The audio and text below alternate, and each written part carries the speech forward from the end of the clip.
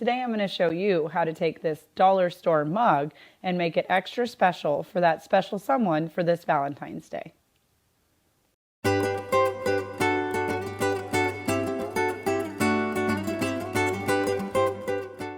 So I, like many of you, have probably seen online the kind of craze of taking Sharpies and decorating mugs. And I thought, you know, I like Sharpies and all, but I wanted to do something a little extra special for this Valentine's Day. So I found these paint pens that are all metallic, and I got them in red, white, and silver. And I also made sure to get 3 different tips. So I have a chisel tip, a medium tip, and a fine tip to kind of give me options for decorating for this Valentine's Day gift. And the first step is to get your mug ready. I found a couple at Dollar General, a couple at Dollar Tree, just like some plain mugs that we can add a little bit of pizzazz to. So first, remove your sticker at the bottom and kind of get your mug ready. One thing that I found, you can use lighter fluid, and there's a lot of times there's inside lighter fluid, or the other thing you can use is eye makeup remover. So if you let that sit for a little bit and then just use your nail or something sharp to kind of, it'll help remove that gunk. This also works great for ornaments at Christmas when you have those, or like picture frames, anything glass where you have those on there. So it's best to let that sit for a little bit and absolve the remover, and then you'll get your price tag off of, and you can obviously then use your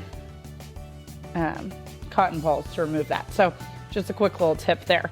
But so today I'm going to start with our black mug, and these are great because you can add a lot to it. So it's not just the gift of the mug, but you can go with the bigger soup cappuccino mug as it's kind of multi-purpose, or you can go with the smaller coffee mug.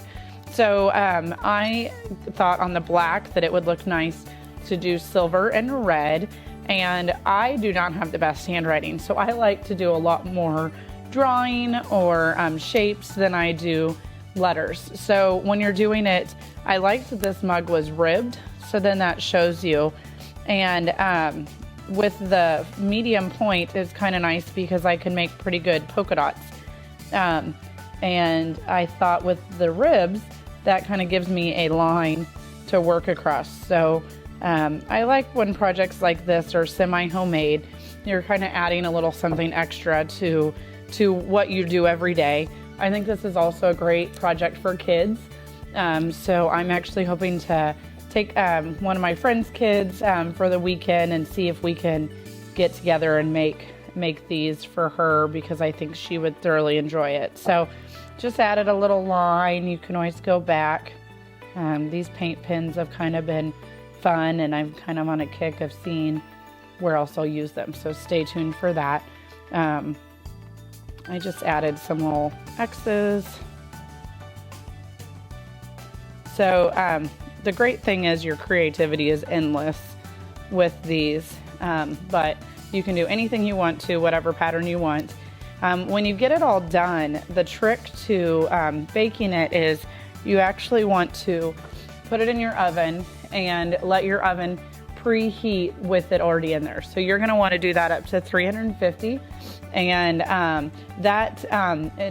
it makes the mug not overheat, but it will kind of temper the mug at the same time that the heat in the oven is rising. So I did it at 350 for about 25 to 30 minutes, and then leave it in there and let it cool as you turn off the oven as well. So it does take a while, so it's good to plan ahead. But then once you get your mugs done, so I'll take this one that we wrote on here, "You warm me up," just a little fun little message. And then I think it's good to just not give the mug, but you can do something a little extra. So I'm taking this silver party shred that I use in a lot of crafts, so I just kind of buy it when it's on sale. And that kind of adds a little something extra there.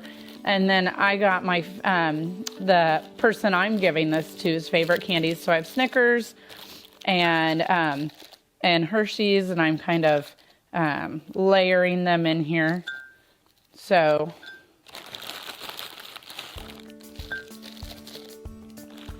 They do say these mugs are dishwasher proof, but I think honestly, if you can hand wash them, especially if it's at the office, that's something kind of easy too.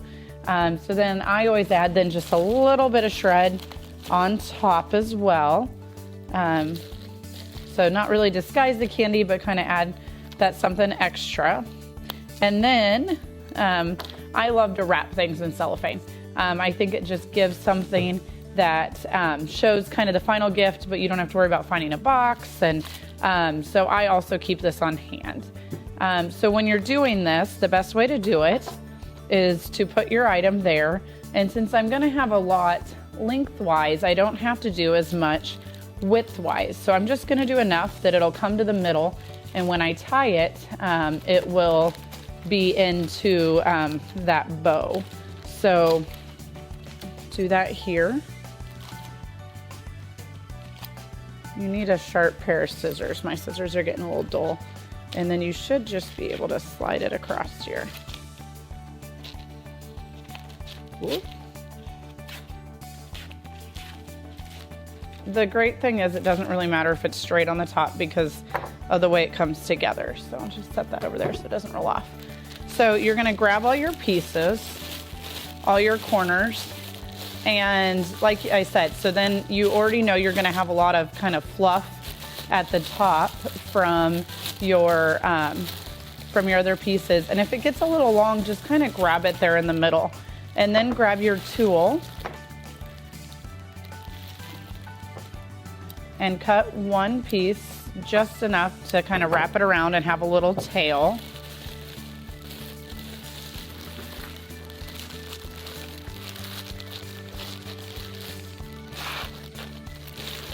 And I do double knot it just because that way you know it'll be. And then just grab, to do a bow, you just kind of, here, it's gonna get away from me. Just grab your end and then make your bow.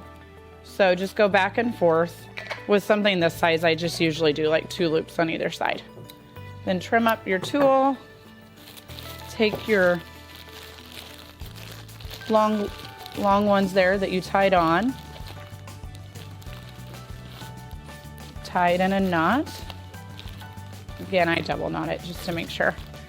Kind of squish it up there. You can always pull them through if they're not exactly even. You can trim it up if you want, but I think it worked out pretty well. So then that way you have kind of an extra special gift that has a little message. If your kids do it, it's kind of nice to date it on the bottom. That way, I think as a parent, I've seen that they say, I don't remember when I got this. So I think anytime, and make sure you sign it. And well, I guess as a big kid, sometimes that's nice too. So you know what it was for. So these are great. You can also put a bag of coffee in there if you have a coffee lover, or a bag of soup. They also make a great gift if somebody's healing from a surgery or something that you just want to tell them you're thinking about them. So I invite you to check out my blog at dibbledabbledesigns.com so you can see the step-by-step instructions with all the supplies, as well as many other how-tos. Also, if you subscribe to my YouTube channel, you'll see videos whenever we get them posted. So we'll continue to post more craft DIYs, as well as start posting some recipes too. So check this out. We'll be doing some more crafts for the holidays, and have a happy Valentine's Day.